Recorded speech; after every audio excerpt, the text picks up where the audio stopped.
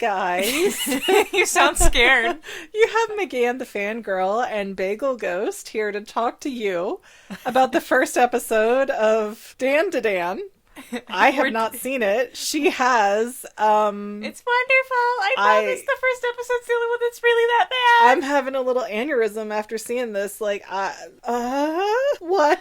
It's the point of DanDaDan is just to go with it. Apparently. So the first episode is called That's How Love Starts, you know? Which makes me think this is going to be a love story. I don't know.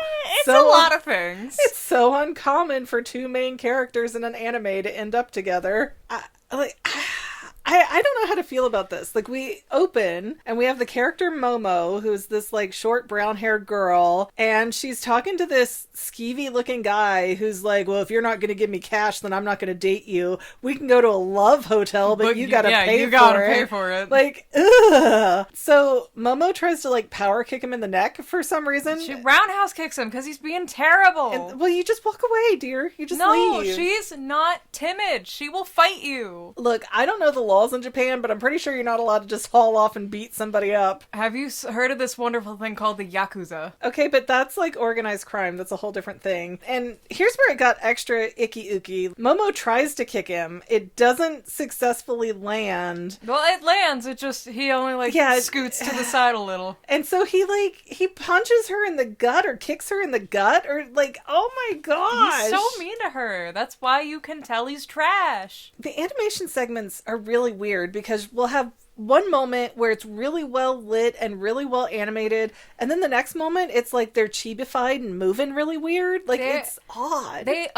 So they have to make silly little moments, which adds to the comedy, but also it's beautiful. Did we watch the same intro? It was beautiful. I'm an animation dork. We know this. Okay. I could talk for hours. I went to grad school for animation. Okay. Yeah, but you don't use the degree. And I went to grad school for animation. Don't you Twilight Sparkle me. Don't you Twilight Sparkle. You did 3D animation, not 2D animation. All the same. It looks really weird. I'm sure this is stylistic for the show and I'll get used to it, but it's so weird how quickly the animation style changes. It kind of reminds me, you remember that Bob's Burger episode where they did like the 24 different fan drawing animations and it was just a headache? I wanted to look consistent. I thought that episode was really cool artistically. Artistically, it's neat, but watching it, it's a visual nightmare. It like gives me a headache. So then we have Momo in class with her two friends, one of which is like darker skinned with a really white T on her face. It's a makeup style for like punks and retaliation that went out in like the 90s. I think it's called being a guru. I've never quite seen that, but okay. And they're like, Momo, why do you keep going after these losers? And she's like, I'm gonna find a Kin Takakura, like my great love. They don't explain who this person is. You had to tell me it's a movie. He's a real life actor. Yeah, you had to tell me it's a movie star. Like, they do not explain it in this episode. They just expect you to know. So this guy exists in Japan. He's like an actual real person. It seems weird. He's like 60 now, I think. Especially with... So weird. Okay, so weird. Especially with how this episode wraps up. But Momo is wandering in the hall and she hears these boys about to like pelt this nerdy boy, and so she sits down next to him and they're all like, oh, a girl. Yeah, they like drop this assault that they're about to perform really quickly, and the nerdy kid is reading like an alien magazine. It's really weird. So Momo walks away down the hallway, and again we have another weird animation thing where she's kind of shuffling along. Just It looks so bizarre. It's flowy. I don't love the look of it, but you know, you do. It's fine. We don't have to have the same tea here. We can have different cups and different teas. Your tea tastes like gargoyles. But the kid, who you had to tell me his name is Okaru. Okarun? Yes. Okay, Okarun. I'm going to say this multiple times badly because I've already written the notes. Why are you saying it with an accent? Okarun. Because I took Japanese for 3 years and that's how you say the R. Yeah, but they say it in the dub, like Okarun. But Okarun thinks that Momo is into the occult, and so he chases her down and starts, like, spewing and info-dumping. Yeah, all of these, not even all of them are like, oh, look, aliens are real. Some of them are like, the president of the USA went to space and never came back. Well, but they talk about Skinwalker Ranch, and that is real, and, like, Project Pegasus. I'm pretty sure I've heard about that as well. Like, he's talking about things that have happened. Oh, thing with DanDaDan that I really like is that they're very up-to-date date with how they speak. Like, there's a lot of slang that is very up to date. But yeah, Okurun is all up in Momo's face, and she ends up yelling at him that they'll never be friends because he's such a freaking weirdo. He won't leave her alone. In Momo's defense, she just got broken up with. She stopped a bully from, like, pelting him with magnets, and then he's, like, screaming his interest at her when she's like, yeah, I don't really care, dude. I just want to go home. This is why you can't be nice to people. I know! Okay, and I'm going to break in here with a story time. When I was taking one of my animation classes, and we were in a movie theater actually watching films as part of our class, the only person who sat in the same row as me was this really, really large guy. Okay, no big deal. Whatever. Maybe he also likes the front. There were like 7 of us in this class of a whole movie theater, so it's just weird he picked the same row. And so not only does he scooch past me, but a couple weeks later he like asked for a pencil. I'm like, sure, no problem. Here you go. Not thinking anything of it. And then later he adds me on Facebook. I'm like, okay, why not? He's in my class. Maybe he doesn't have friends. Maybe he wants to be friends. He starts aggressively sending me messenger messages of like, oh man, I'm so into you. We're going to go on a date. I'm getting this new job so that I'll have the money to woo you. And I'm like, oh, you must be misunderstanding. I'm actually married with 2 kids. So yeah, that's not happening. Sorry. Like, don't know how you didn't see that in my profile. Because he had a thing for the fantasy of me, not the reality of me. And he was like, I don't care. I still want to date you. What's the problem? It's like, you can't be nice to guys. I swear. It's like such a weird problem. Momo, I feel like she's very justified in yelling at him. Because like she just got broken up with, and then he's like tailgating her and like. I feel like it was inappropriate for him to chase her down and then not back off and leave her alone. But it's even weirder though, because she ends up telling him, after she yells at him that they're never going to be friends, that she believes in ghosts. Like, she feels bad about, like, making fun of him, and then, like, hey, I believe in ghosts, so, you know, I get it. I don't like all the traditional things either. And then the jerk starts mocking her. I know! Okarun, in the first episode, I hate him so much, but he gets so much better later. I hope so, because I don't even know how to wrap my head around this, so they get in a little bicker fight back and forth, like Applejack and Rarity and My Little Pony. They're pushing the magazine, like, almost, like, ready to hit each other, and then Momo's friends at the top of the stairs like, oh, get it, girl. Yeah, not even gonna intervene, not even gonna see if she's okay, like, get it. They don't know what, they don't know, she's weird. But it breaks down into them making this bet that Okarun is gonna go to a haunted hotspot, and Momo's gonna go to a site where UAPs are known to attack,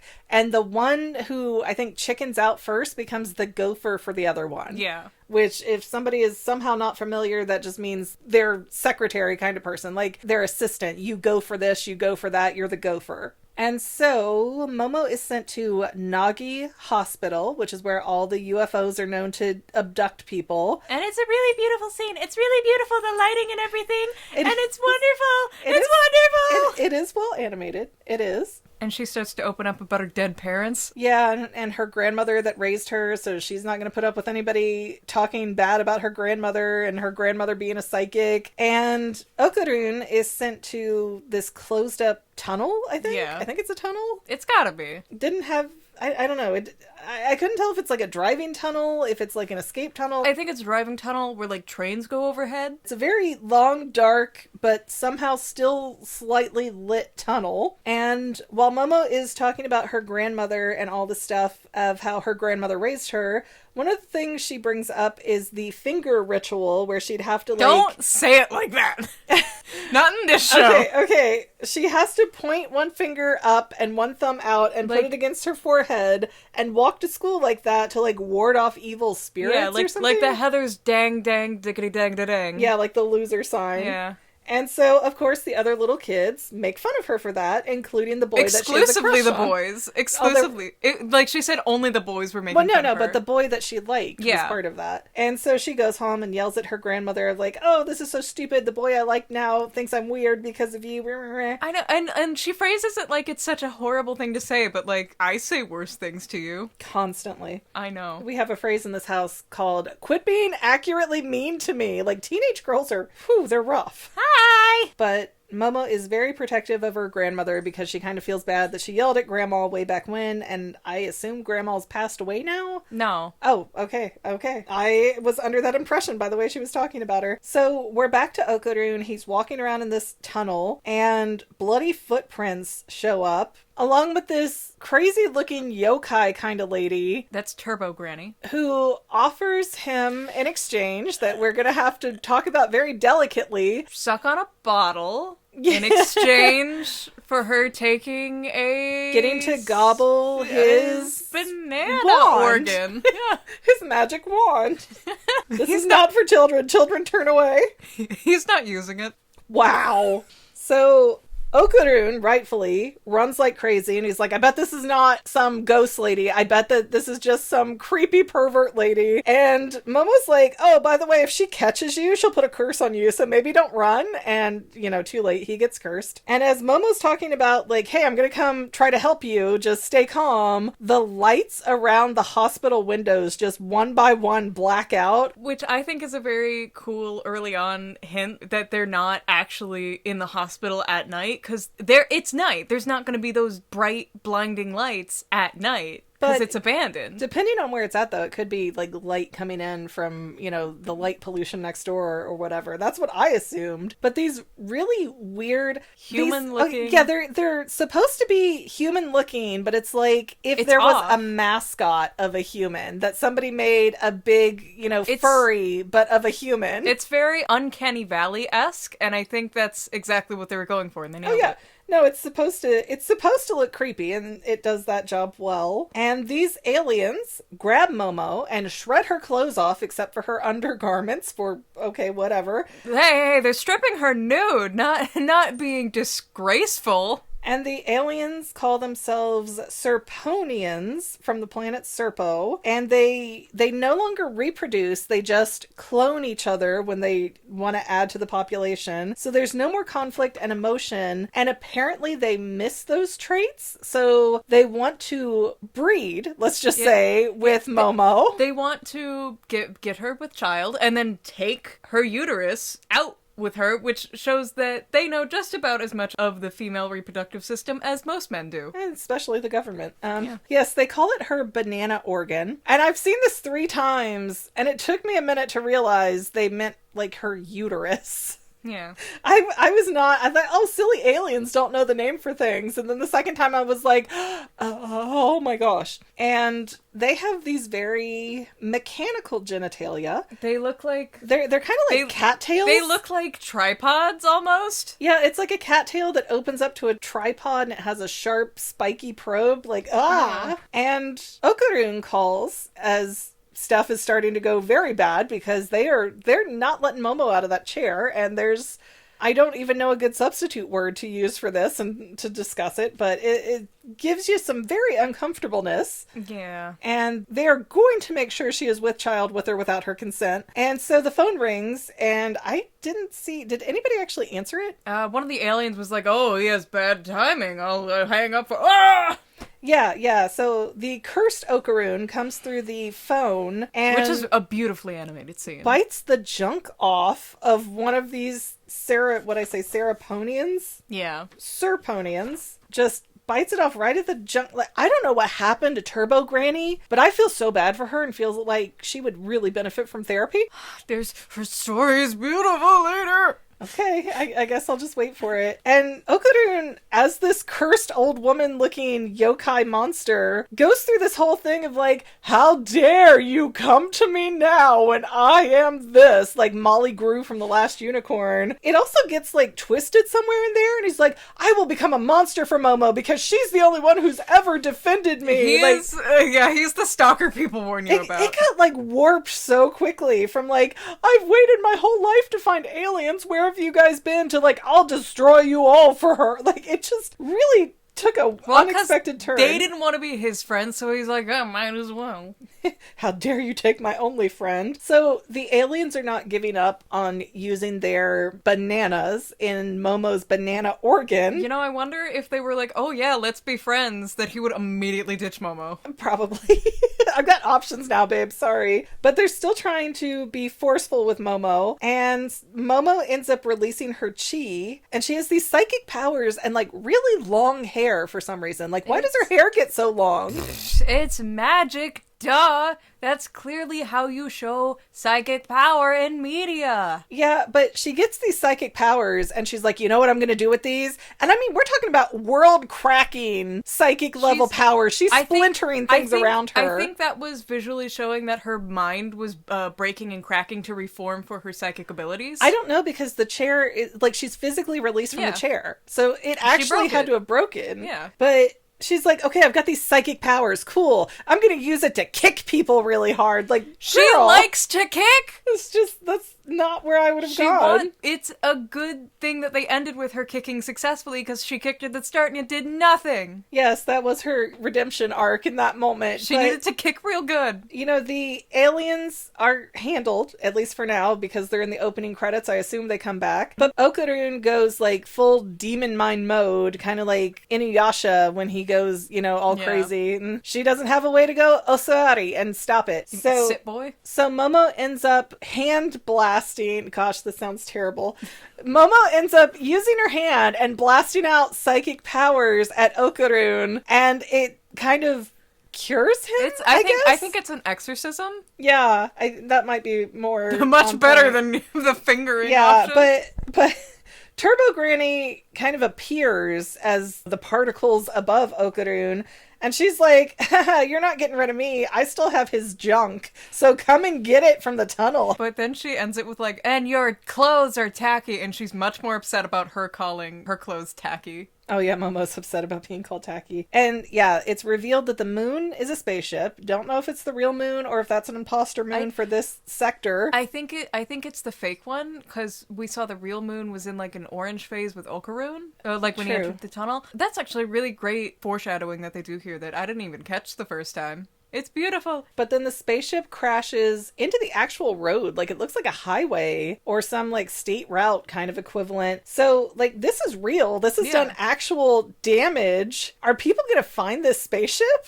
Who needs to go to that hospital, though? We just abandoned this whole area. I mean... Yeah. Japan does that sometimes. Like Suzume. Like, they have whole abandoned little cities there that this guy's wandering around through. But it's just weird to me. This whole thing crashes, does actual damage to a major looking road, and we're just not going to talk about it. Nobody's going to discover it. It's not going to be on the news, I assume. Okarun and Momo have walked away, and Oki here is like, hey, I'm going to give you my clothes so that you don't have to walk around in your bra and panties. You know, peace out. I guess I'm going to this tunnel to get my boy piece back. Yeah, and they're both like, oh man, I got abducted by aliens. Guess I believe in them now. I gotta get cursed by a ghost. Guess I believe in that now. Yeah, he just seems so, like, downtrodden, and I get it. But it's like, he just seems like Momo's like, hey, cool. And he's like, it's not so cool. Well, he lost part of himself. And Momo says, like, hey, no, I'm going to go with you. And Okarun's like, put my clothes on. I can't look at you. I'm too shy. And I think she does it. I don't know. She keeps this, like, over jacket on. And that's it. She's like, no, put your pants back on. Yeah, Unid covered way more than me, buddy. It's not like there's a bulge to see. Oh, he's a Ken doll, a 90s Ken doll.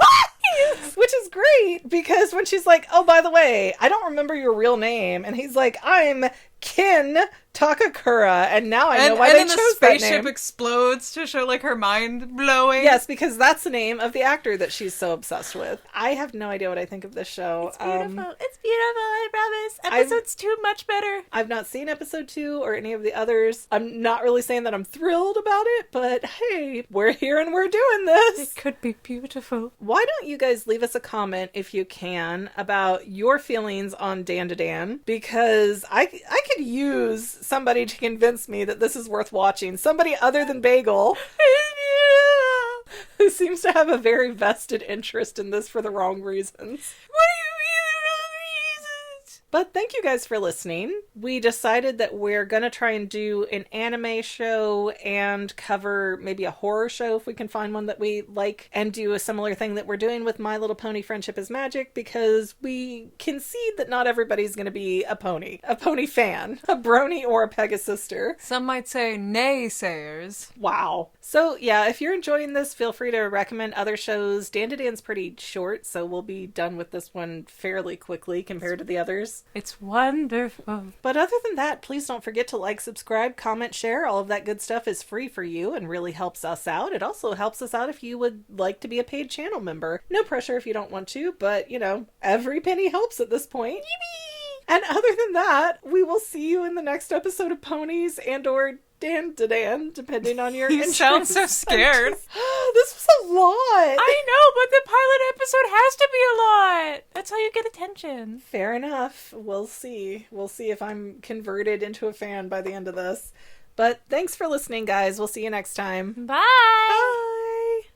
And to any of my members here on YouTube, a huge bottom of my heart thank you for all of your help and support. If you would like to become a paid channel member, there is a link in the description below. Thanks again, guys. Love you. Well, family members, we're almost done, but I want to invite you to hang out with me in some other places. I'm on Twitter and Instagram as my own personal self, and I have a Facebook page too, but I mostly just post photos over there. And sometimes people say, "Hey McGann, I want to mail you something. How do I do that?" Easy. Just click the About tab on my channel page, and my most current P.O. Box info will be right there. I also run another channel, The Family. It's really a hodgepodge channel where we might post anything. Oh yeah, and I also sell shirts and stickers and stuff with the Family and the Fangirl logos. If that is your cup of tea, I have a link in every description of every video. Finally, if you want to help out the Fangirl channel and make sure I'm putting out video essays for years to come, the best way you can help is by subscribing and watching more of my videos, whether they're new, old, whatever. Maybe even share one or two on social media, help spread the word. People who watch to the end of videos, like you, helps to tell the site, hey, this is a good video, we should recommend it to other people.